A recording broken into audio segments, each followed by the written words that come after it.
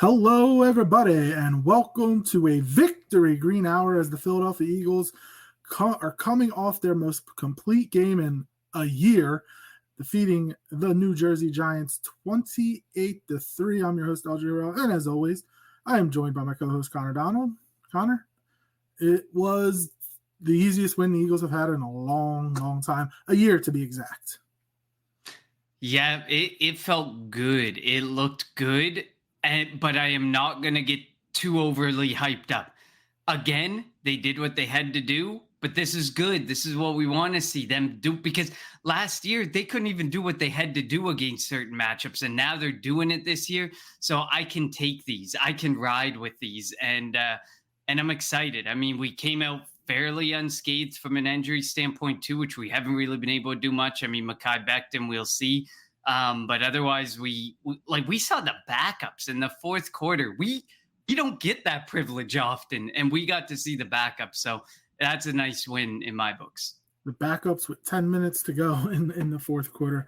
Before we jump into the game, as always, follow us on Twitter at Kelly Green Hour.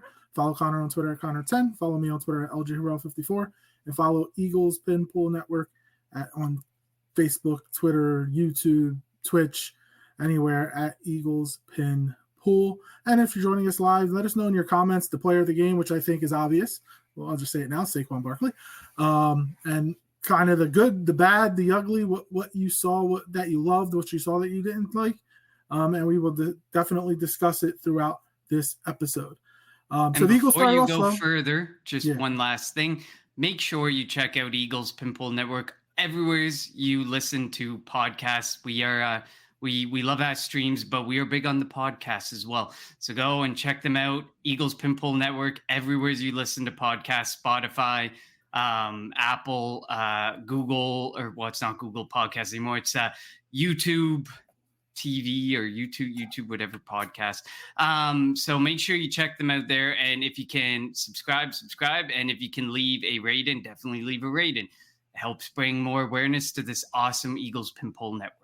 Fire away, LJ. As Connor said, follow that along. All right, so the Eagles defeated the Giants 28-3. It wasn't a perfect game. They started off slow, didn't score in the first quarter again. The Eagles, I will say, they might have gotten fortunate that it was Daniel Jones and the Giants. And Daniel Jones is absolute trash, by the way. He is awful. Their offensive line is really bad. Obviously, they didn't have their best offensive lineman in Andrew Thomas. Malik Neighbors didn't do much of anything. I know after the game he said, he was open, but Quinyon Mitchell did. Quinyon Mitchell is going to be a stud. I know we say this time and time again, but he continues to go out on the field and prove it over and over and over again. Ever since the Eagles made the change after the bye week and I know it's only 2 games from Avant, and it's the Browns and the Giants. Ever since they made the change from Avonte Maddox to Cooper DeJean, man, DeJean's all over the place. DeJean is so good. He's so technically sound. He can tackle. He can cover. He's been great in the slot. And the interesting thing is I think he's probably going to be better as a safety eventually, but the way he's been performing in the slot, man, he deserves a lot of credit. And just imagine, like, if he didn't get hurt in camp and he came out of camp starting right away, just how much better Eagles defense may have been early on in the season. The defense right now, they haven't given up a touchdown in 9.5 quarters. They haven't given up a touchdown in 2 consecutive games. The last time that happened was 2000. I think I have this right. Last time this happened was 2017 in games against the Cowboys and the Bears in back-to-back weeks. What happened in 2017, Connor? I don't know. We might have won a Super Bowl.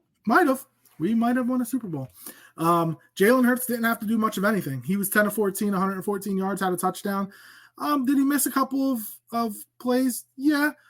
He took too many sacks. Now, not all of them were on him, but there were a couple that were. But this was the game that I don't look at Hurts' stats and say, oh my God, he only threw for 114 yards. He didn't need to. They ran for like 250 yards. So why are we going to force feed the ball? Like, Devontae Smith had 1 catch for -2 yards. It sucked because I have him on my fantasy team. But look, and I love it that Devontae's not the guy that's going to go out there at the end of the day and complain about it. A.J. Brown had a touchdown. Which, by the way, that touchdown to A.J. Brown, at first when Hurts threw it, I didn't think it was going to get there. And then I thought he overthrew it. But that back end speed by A.J. Brown is freaking awesome. He is such a good tracker of the ball, and just, I can't believe the Giants put like their fourth best corner on him. That as soon as I look over there, if I'm Jalen Hurts, I'm like, I would say it. Hey, was it McLeod was on him? McLeod, we're running to go, so you might want to back up. But that was just an outstanding play on fourth down. And that kind of just showed, obviously Sirianni likes to go for it on fourth down, but it also showed that like they're not scared of the Giants. Like, if Joe Shane's lucky he didn't get fired today. Because if you remember watching Hard Knocks, what John Mara said, that he would have the tough time sleeping seeing Saquon in Philly. How do you think he felt after the game when Saquon was 13 yards from setting a career high? Saquon killed it. Saquon, the first time he touched the ball, remember he lowered his shoulder and put somebody into the ground. It was just a perfect game. And these last two games have been good opponents for the Eagles to help them build momentum, to get some confidence going into a tough opponent this week on the road. Yeah, I mean, you definitely hit on some points. I guess I'll start on the defensive side of the ball, just like you did. I mean, Cooper DeJean, and I don't think we've seen Howie nail 2 picks in a draft in recent memory like he's nailed Kenyon Mitchell and Cooper DeJean. I think those picks are just amazing picks, great future forward-looking picks. And like Kenyon Mitchell, like there was that play. I think it was the second quarter when he was step for step with Malik Neighbors, and Neighbors never had a chance. Almost a pick. I mean, it would have been an amazing pick because it's an over-the-shoulder catch. Like almost a pick in every game this year. Like only top like receiver type catch could have been done there, and he almost had the pick. I mean, I predicted on Friday that he was going to have the pick. This was going to be where he got off that schneid that he's been stuck on. But again, I guess we wait for another week. I mean, he's going to get tested next week, whether he's going to be covering Jamar Chase or he's going to be covering T. Higgins. And I'm sure he'll cover a mix of them because, as we saw, he was only on Neighbors for he was on Neighbors more, but for only 2 targets, Neighbors was targeted. Mitchell was there. But we know that next week you're going to see T. Higgins and Jamar Chase. They each usually get at least 10 targets a piece in a game. So you know that they're going to get a lot of targets again. And you know, Kenyon have a better quarterback than Daniel Jones. Yeah, and Joe Burrow is way better than Daniel Jones. Mm-hmm. Big time. Not even going to be close. It was amazing to see Nakobe Dean have a game because I was extremely low on him heading into the game. I mean, I had talked on Friday, back-to-back games where he's kind of disappointed, multi-missed tackle games. He goes out there, he led the team in pressure, tied for the lead for pressures with Bryce Huff.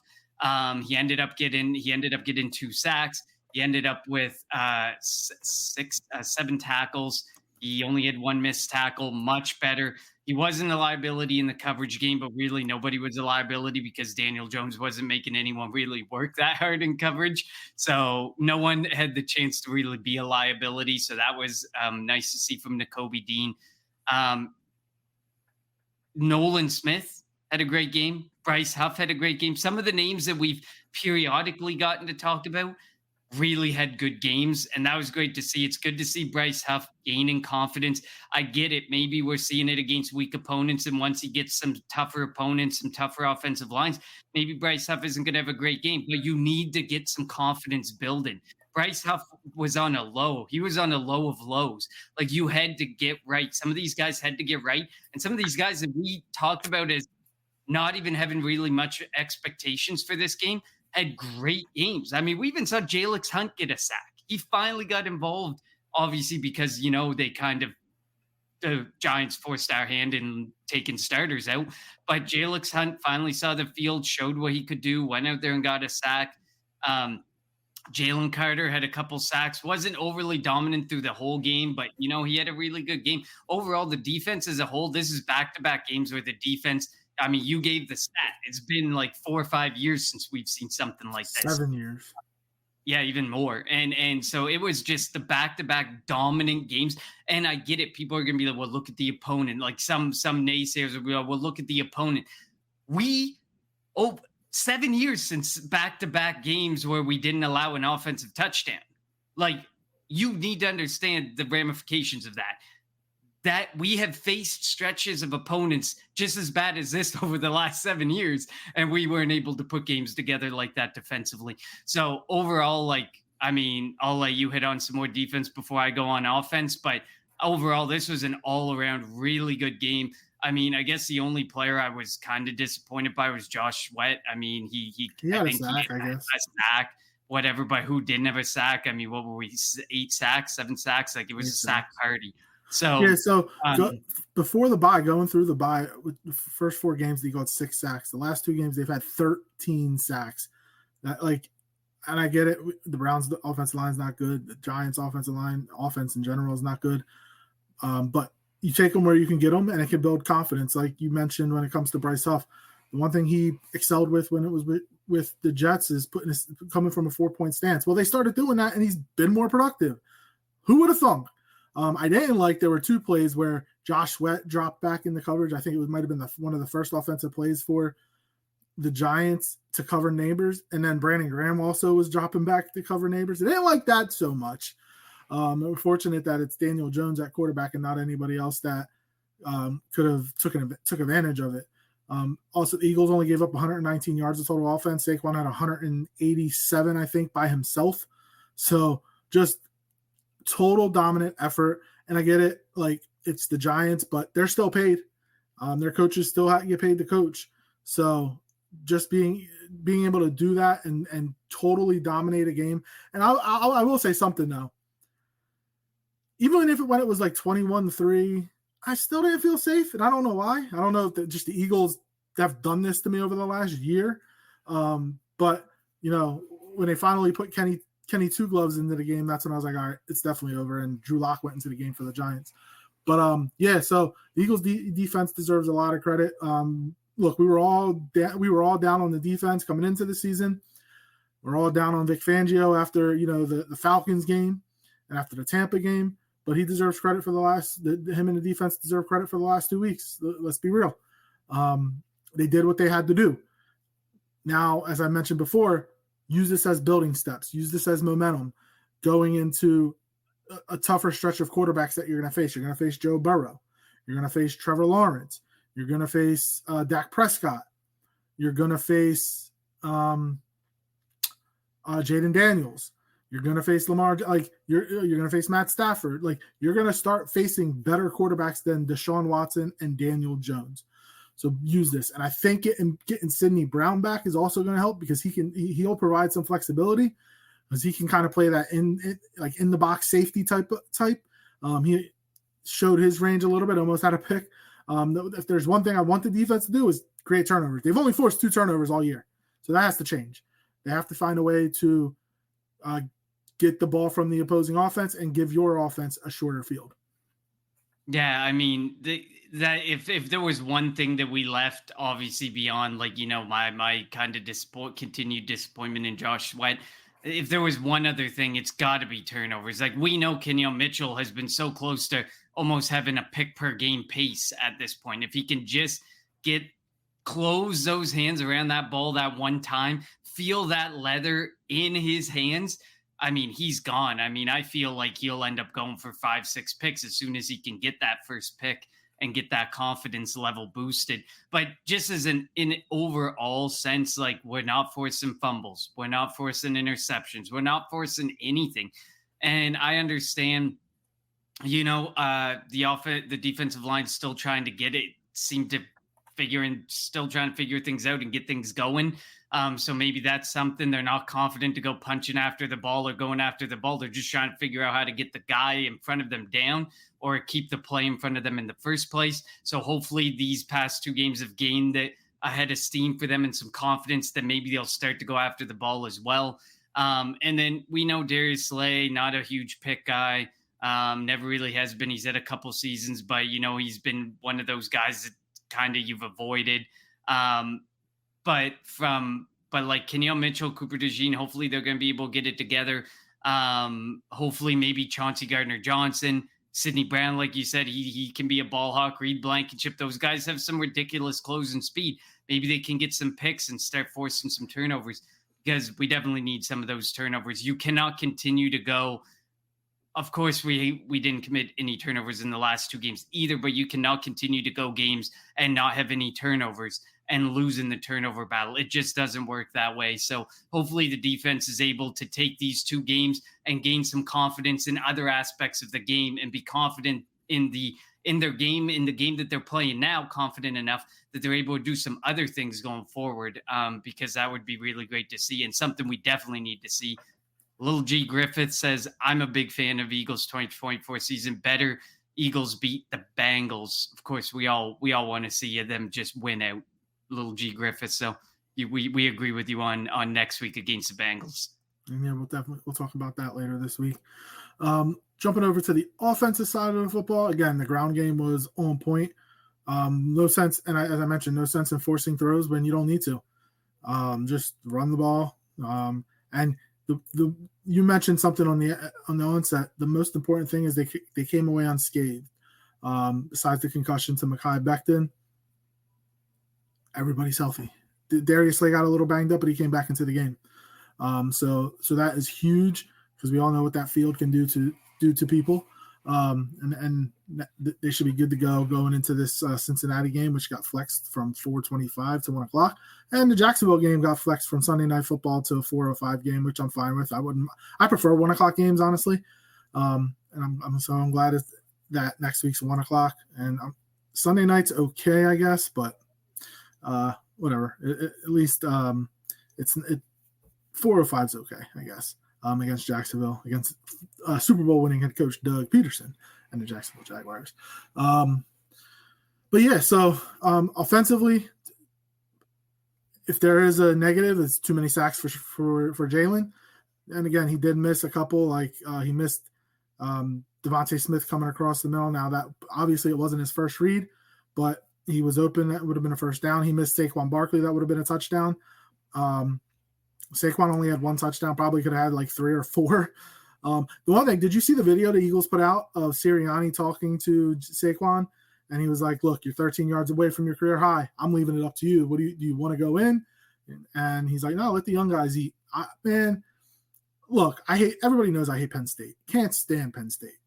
I hate when we have a bunch of Penn State guys on our team, like Jahan Dotson stinks. That year we drafted Miles Sanders, who was good, and Sharif Miller, and like we just drafted way too many.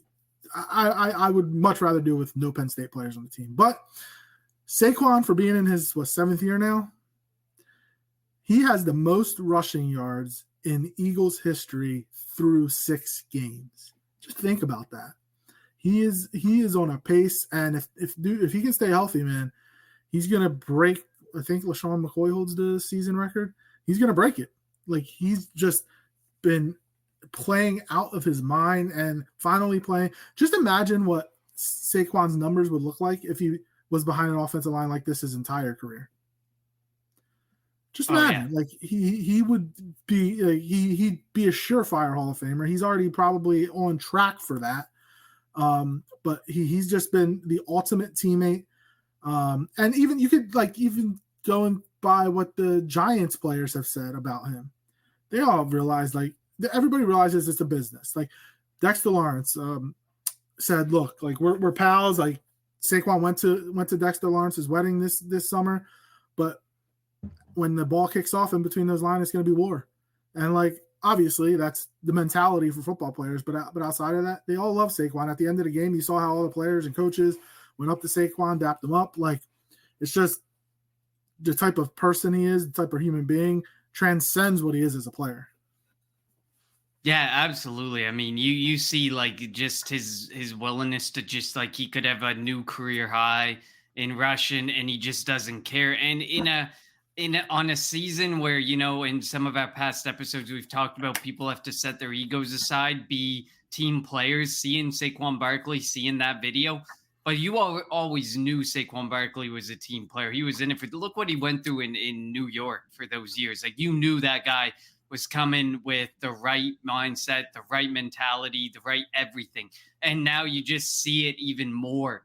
It's becoming even more transcendent through everything in his game and through every element of the game. So you love to see that. And obviously we like to continue to see it because hopefully that rubs off on other people. Because, I mean, when we're winning, we're not talking about that stuff and we're loving it. And right now you come into that game, you're not really talking about it. You're not really talking about others and their egos or going on enemies podcasts or whatever, so on and so forth. That's because we're winning. So it's all about keeping that mentality and staying positive that way and moving forward. Because right now, Washington, I mean, they're winning where they need to win, and they got a pretty good hold at the top of the division right now. I mean, so they're half game up. We need to stay focused. It is, it's only one game, half game up, but I mean, still, like, that can be the make or break at the end of a season. If somebody gets this far ahead when others stumble out of the blocks, like, the Eagles and the Cowboys have done, you never know what might happen. I mean, offensively, I still wasn't thrilled with, and the matchup was tough, and I said it was going to be tough, and it was one of the ones that I was watching. I'm still not thrilled with Cam Jurgens. He still had a tougher go. I mean, Mekhi Becton ended up going out after only. He did have a nice pull though on the 40 or 50 yard run by Saquon. He looked like Kelsey out there. And Cam Jurgens, when you get him out of that element, like out of being just pure center standing there on the line, and he gets out and you start seeing him move like they move Jason Kelsey and pull like they pulled Jason Kelsey. Yes, Cam Jurgens looks like him. He looks great.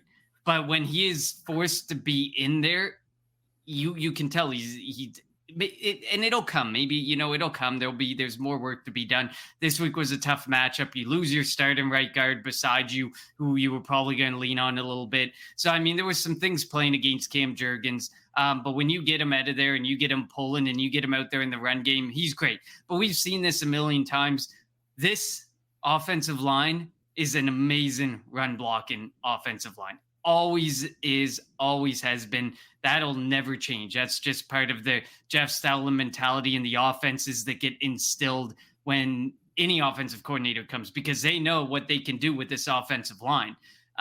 When they're forced to pass block, some of them, that's where some of their weaknesses start to show. And right now, that's something that Cam Jurgens needs to continue to work on. That might have been my one thing that kind of disappointed. Another one was like Will Shipley, like 8 for 15. I mean, I know he's running behind the backup, so hopefully that was it, because I want to see more Will Shipley. And Kenneth Gainwell looked really good when he had to run the football, and we don't like Kenny Gainwell looking good. We like it for the win, but we want to see Will Shipley. This is a Will Shipley podcast stream. We want to see Will Shipley out there more. So maybe running behind the backups, didn't really do him a whole lot of justice. But AJ Brown, like, I mean, you leave that game and you're like, that had to be, like, he has to be top 3 in the NFL. Like, it's so hard to even consider arguing it right now. Like, he does, and I know that, like, and he did, like, he was 5 for 5. He doesn't need 10, 12, 15 targets. Some of these guys need this insane amount of targets, and they're able to produce 8, 9 catches. He went 5 for 5 for 89 yards. Like, AJ Brown has just looked so good when healthy, and I mean, he is definitely top. I mean, I right now at this point, I have a hard time saying he's not a top 3 wide receiver in the league. He's outstanding. He's and you can tell how much more comfortable Hurts looks throwing to him, and how much better the offense runs with him. He is, and it's the confidence, and it's the blend of everything. Like like you said at the start of the episode, like the speed once the ball is in his hands. Like, when he's running a route, you're like, yeah, he's not that fast. As soon as he takes that ball and turns, he is gone. Like, he is just like a massive running back, and nobody can stop him. He's like a freight train. So, I mean, that's really great. And like you said, I mean, we didn't really get. It's a good thing, this is a game, Dallas Goedert, good game for Dallas Goedert to miss, because we didn't really need the tight end. And then Devontae Smith kind of was whatever. But, I mean, like you said, 10 for 14, 114 yards, 89 of those are receiving yards go to one guy, there's not really much more pie to work with after that. For a guy like Devontae Smith or anything. And like you said, 269 rushing yards.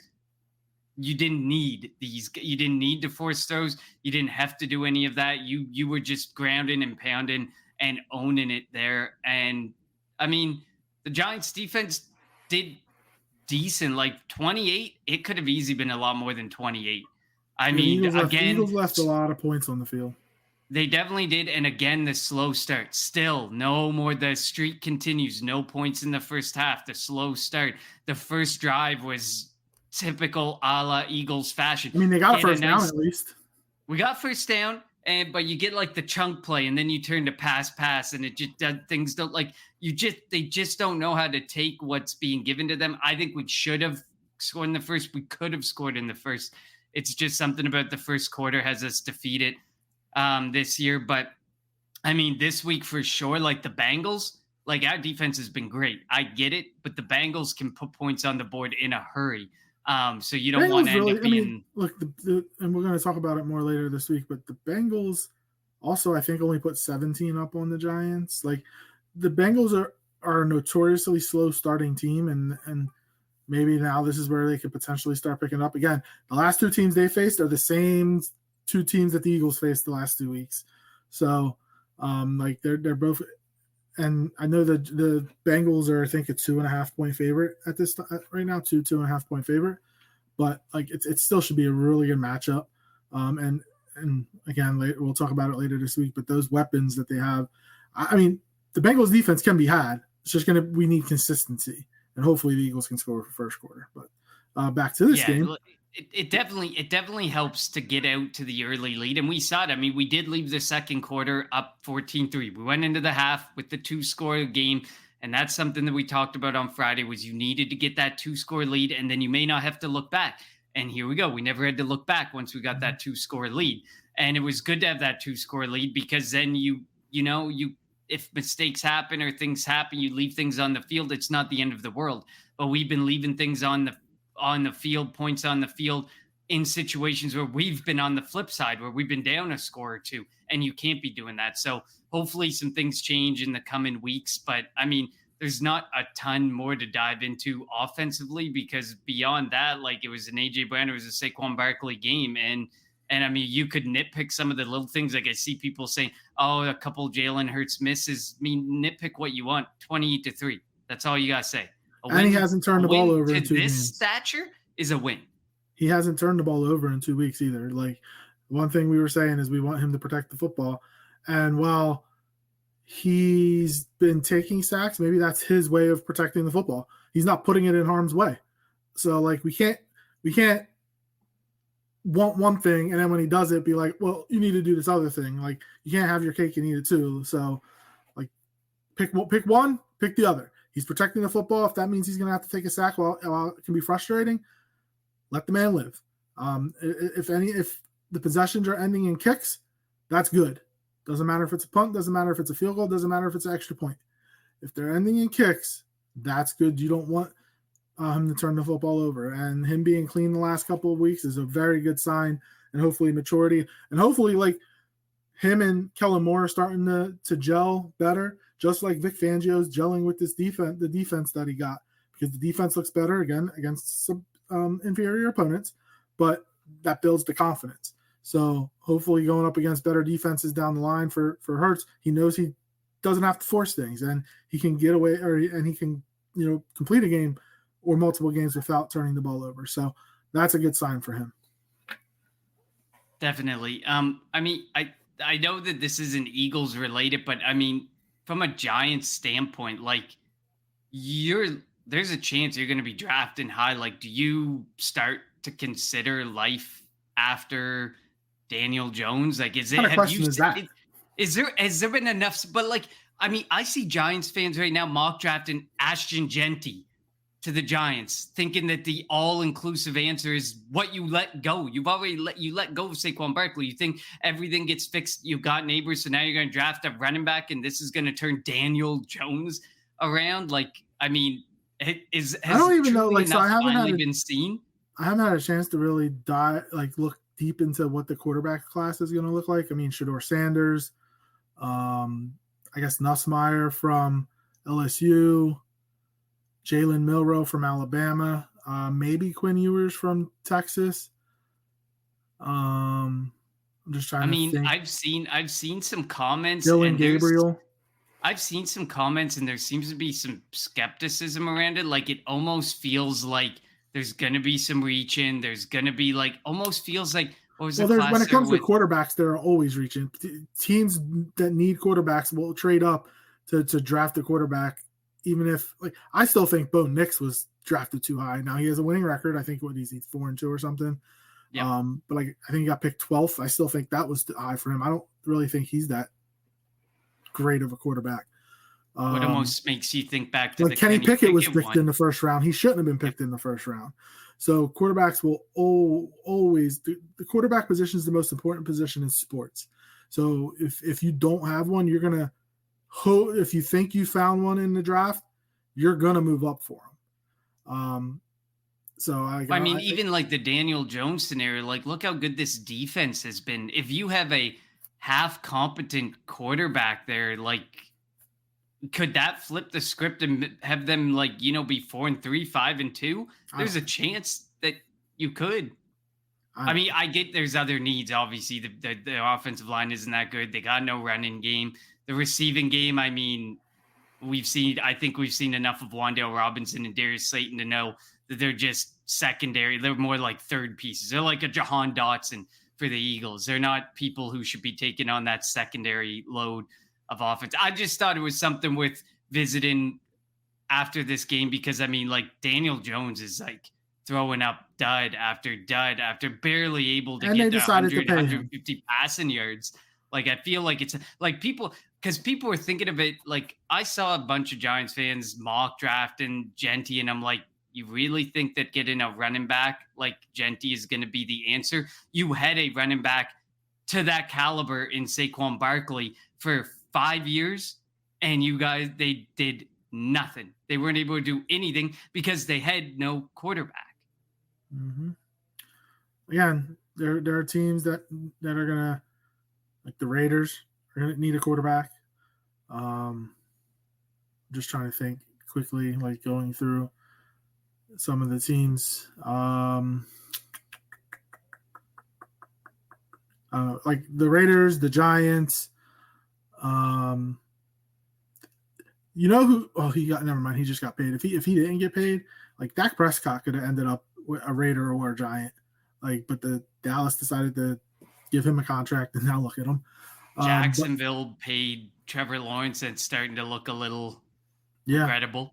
Yeah, but it's tough to get out of these contracts. So there's going to be a quarterback that's going to get drafted a lot sooner than we think, and it's going to be they did that. They picked him, but it's like that every draft. And if there's any team I would love to see make that pick, it would be the New York Giants. Anything to keep some divisional opponents down, I'm fine with. I would love Travis Hunter, but Travis Hunter's going to go top 5, and we're not going to have a top 5 pick. Absolutely. We hope not. If we have a top 5 pick and we're at 4 wins now, that's bad. That means we're 4-13. That means we finished the year on an 11-game losing streak, and that would not be good. No, not at all. Not at all. It's tough because when you have a game like this, and we always talk about wanting the Eagles to put an opponent away to have an easy game, then what is there for us to really talk about? I feel like once we get past the minutia of the game, we kind of go on rants, unfortunately. And Nick Sirianni behaved himself, so we don't really have a whole lot to say as far as Nick Sirianni. And it's because when you win, you're not acting a fool. You're not acting you're not forcing yourself to say anything. I guess we did when we won the last game, but it was a bit closer. He felt he had to say stuff because of the chirping of fans behind him. But Nick Sirianni behaved it feels like the team's getting on the same page. And I hope that it continues even when times or matchups get tough, because obviously we know there's going to be some tough matchups coming up. We got the Bengals. We have a matchup with the Cowboys, whether we want it, despite the situation in Dallas and how they're not doing that well. we know the Cowboys are going to play the Eagles tough. If they are a team that was folding it in and going to go 0-17, the Dallas Cowboys would give their 2 hardest fought games to be against the Eagles. And they would make every game close, no matter the situation. So we know that the Cowboys are going to play us tough. We know, like, we got the Ravens coming up. We have some matchups that are going to be tough, and times aren't going to be just as fun as this. So hopefully the team can stick together and can continue to carry the way that they were these last 2 games into further games and continue to hopefully bring some wins home. Because, I mean, 4-2. And then you look at the Washington Commanders, they're 5-2. But like when you look at it, the Washington Commanders have 218 points for. Nobody else in the division even has 115 points for. So, I mean, we're going to have to start putting up more points. We know that the fast start needs to start coming. There are some things to take away from this game is we need to, and the biggest one is the early start. Like, you're going to start getting bit if you continue to not put up any first quarter points and let a team put up 7. If a team's always putting up 7 and you're always behind that 8 ball right away, it's not good, especially when you're not winning the turnover battle. You're not doing those things that usually can shift a whole game. We're not doing either of them. We're not starting fast. We're not forcing the turnover. So the Eagles have 134 points for, by the way, just so you know. I think you said 100. So that the Washington has 218. The Eagles have 134. Dallas has 126. Dallas has also given up 168. That's crazy. They've given up the most in the division. Like, they are struggling. And then you got the talking piece, Jerry Jones, out there saying, we're going to do nothing. We're going to do nothing. Well, I mean, I'm okay with them doing nothing, but I think they probably need to do something. Well, they're not going. They can't afford to because they have to pay. They have to pay Micah, so they can't. Micah Parsons is next. Yep. And wouldn't shock me if he wanted to leave. Looking at the Eagles' schedule, they only have to get on the plane 3 more times this year. When they go to Cincy this week, when they go to Dallas, and when they go to LA. I mean, Baltimore, you take a train. Washington, you take a train. So, like, the Eagles' schedule, I mean, it's really set up. I'm not saying they're going to be easy games, but it's set up for them that they can go on a run. Definitely. Yeah, like they like I said, they're set up to succeed. They're set up to do something. They just have to, in a way, get out of their own way. There's certain things that they're just in their own way still. It feels like they're still in their mind on. And, you know, once you start forcing turnovers, I think they're gonna roll. Once you get the early start out of the way, they're gonna roll. So it'll be interesting to see going forward. But these past 2 games were great boosts after the slow start over the first 4 weeks. These games were much needed. And I mean, we can sit there and say last week we wish we had won by more and dominated by more because we probably should have against the Browns, but we didn't. Speaking of that, that is some wild luck for Deshaun Watson. Ruptured Achilles, another season over.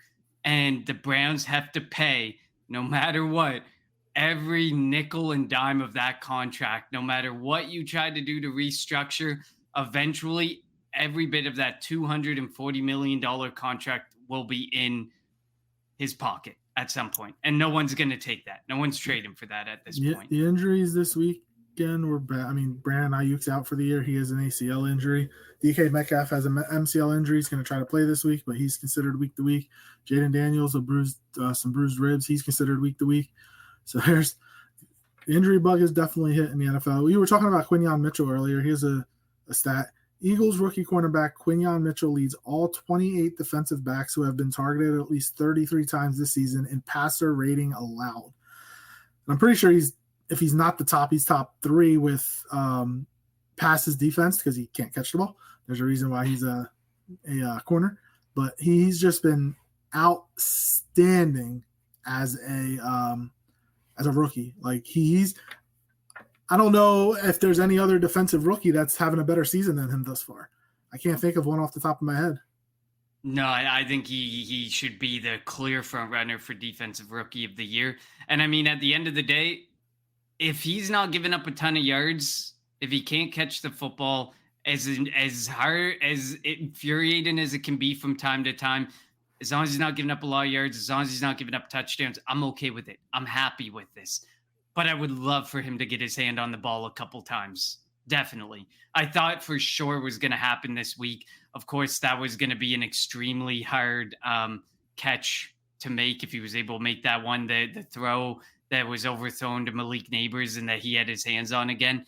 But it would have been so nice to see that. Like, what other way could you ask for a first career interception than to make like an over-the-shoulder catch that only top wide receivers can make, good ball tracking wide receivers can make? But alas, we wait another week for Kenyon Mitchell. But, I mean, if he isn't the front runner for Defensive Rookie of the Year, I mean, I know. I got to look at who else is out there doing things defensively as rookies, because I can't think of them either.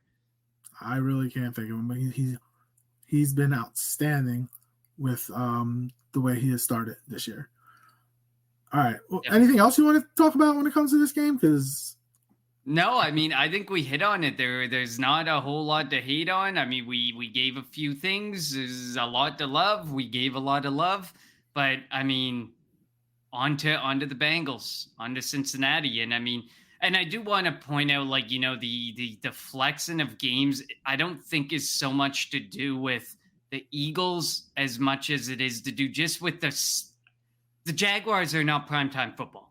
The reality is they're not. Even if they're against the Eagles, while we think that we should be the primetime game, it's just not. The Jaguars are terrible. And then right now, I mean, 4-2, and what are the Bengals? 3-3. Like, that's not a game that should be taking up a prime time slot right now. So if Jaden Daniels doesn't play, they wanted Jaden Daniels versus Caleb Williams, but if Jaden Daniels doesn't play, then Marcus Mariota versus Caleb Williams. I would rather. Maybe you flex us back. You can't now.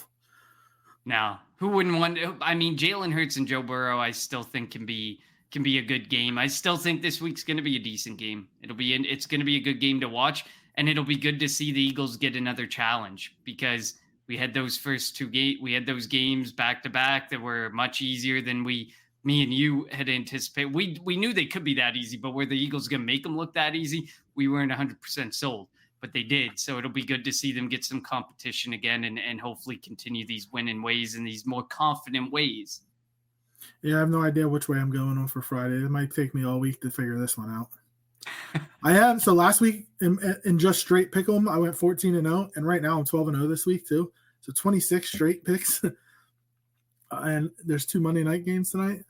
I'm hoping I can finish another week 14-0, and I didn't bet any games, which I wish I would have. Like, I bet you I bet next week, and I'm gonna like lose all of them. So I did bet Saquon scoring a touchdown and him rushing. I should have did rushing for over 100. That should have been a lock, but I only went 70 just to be safe, and I won the bet.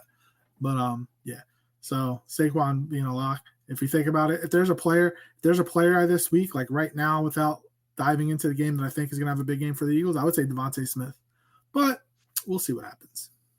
Yeah, I mean, you have to expect, like, when the Bengals are going to force you to end up having to throw the football. Let's just face it. So it's going to happen. Their run defense, I don't think, is that good.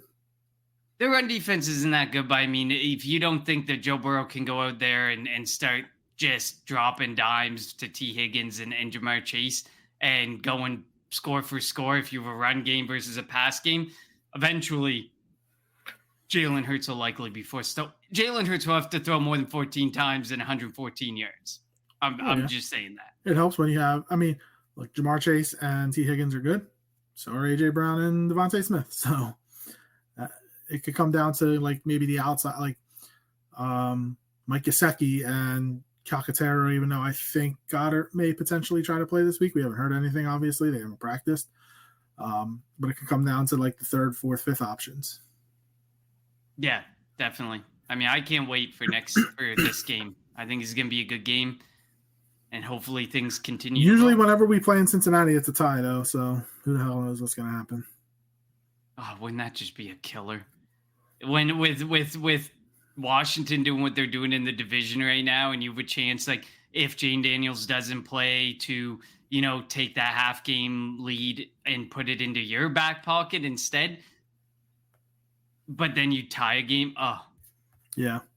But the last time we had a tie, which was that two. Were we in 2024, 2020, 2016?